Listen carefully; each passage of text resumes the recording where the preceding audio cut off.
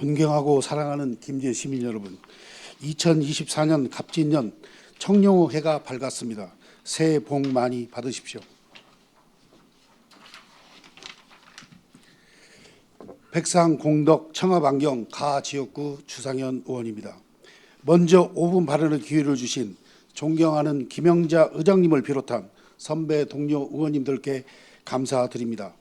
승풍파랑의 마음가짐으로 2024년 한 해를 준비하고 계신 정성주 시장님을 비롯한 1,500여 공직자 여러분께도 감사의 말씀을 드립니다. 그리고 최근 우리 시에 발생한 조류독감으로 고통받고 계신 가금류 사육농가 농민분들께도 위로의 말씀을 드립니다. 본 의원은 금일 5분 자유 발언을 통해 노인 일자리 사업의 전문 수행기관 추가 설치와 전문성 강화 방안 마련을 촉구하고자 5분 발언을 하게 되었습니다. 2024년 1월 9일 통계청 발표 자료에 따르면 2023년 11월 기준 우리나라 노인 인구는 약 969만 명으로 전체 인구 대비 18.9%라고 합니다.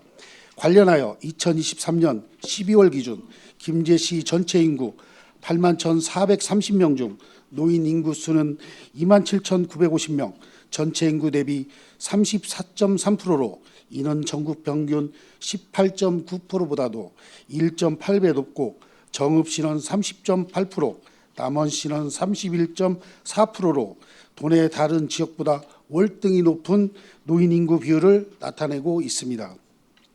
그리고 2023년도 12월 15일 통계청 자료에 따르면 2022년도 우리나라 65세 이상 소득 노인 빈곤율은 40.4%로 집계하였으며 경제협력개발기구 평균 14.2%의 약 3배 가까이 높은 수치로 일본과 미국은 우리나라의 절반 수준에 불과하였습니다.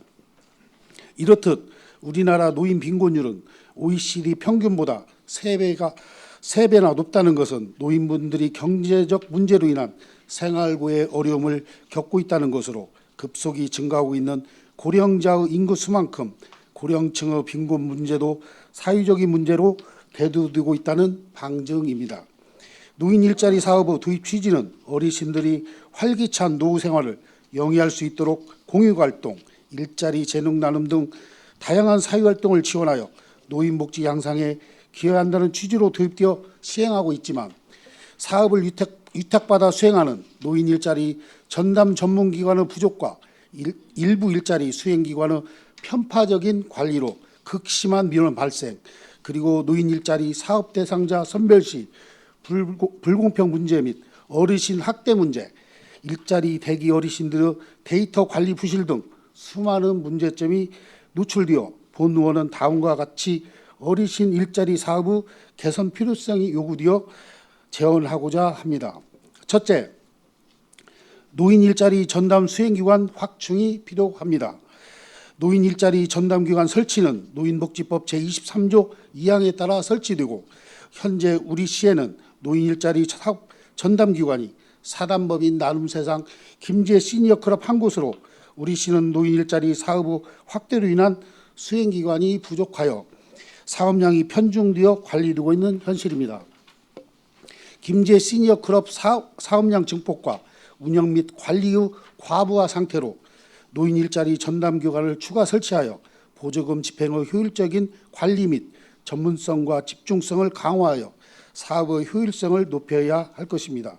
따라서 앞에서 언급한 바와 같이 추가로 노인 일자리 사업을 수행하는 일자리 전담기관 확보가 필요할 것입니다.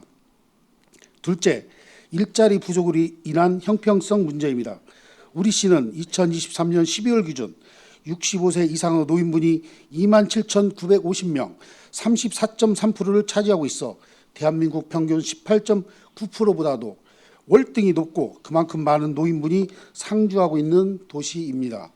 바꿔서 말하면 일자리가 부족하여 많은 노인분이 일자리 사업을 신청하여도 탈락하는 노인분들이 많이 계시다는 것입니다. 시장님을 비롯한 집행부에서는 노인 일자리 사업과 관련하여 예산 및 인원을 배정받을 때 이 부분을 많이 피력하여 더 많은 일자리 확보를 위해 노력하여 주시기 바라며 일자리 사업에서 탈락한 분들이 다음 기회에 참여할 수 있도록 대기자 관리를 철저히 해주시기를 요청드립니다. 셋째, 노인 학대 일자리와 공정성 문제입니다. 일자리는 누구나 편하고 쉽게 하고 싶을 것입니다. 모두 다 똑같은 일자리는 없습니다. 하지만 엄동설 안에 대형 버스들이 지나치는 승강장에서 3시간 동안 추위에 떨며 계시는 어르신들을 보면서 노인 학대가 아닌지 많이 고민하게 되는 대목입니다.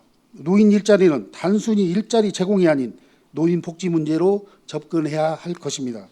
누구는 따뜻한 경로당에서 일하고 연줄 없는 누구는 위험한 도로변에서 추위에 떨며 같은 활동 수당을 받는다면 그것이 공정한 것입니까?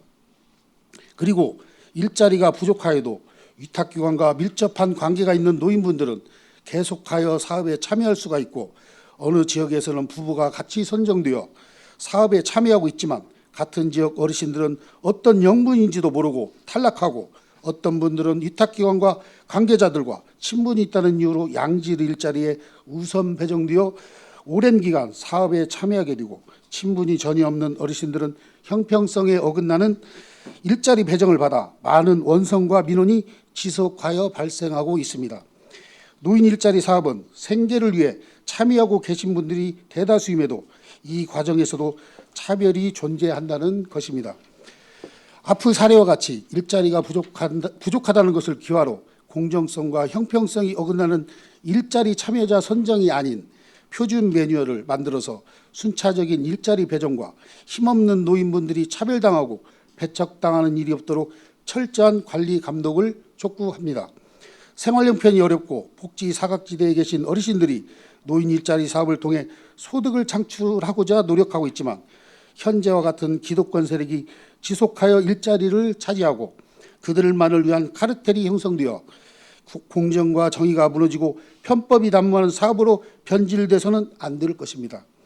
시장님과 집행부에서는 더욱더 철저한 관리 감독을 통해 본 의원이 주장한 바와 같이 모든 분이 형평성 문제로 인해 차별받는 노인분들이 없는지 다시 한번 살펴봐 주시고 공정하고 정의로운 세상이 될 수 있도록 최선을 다해 주시기를 촉구합니다.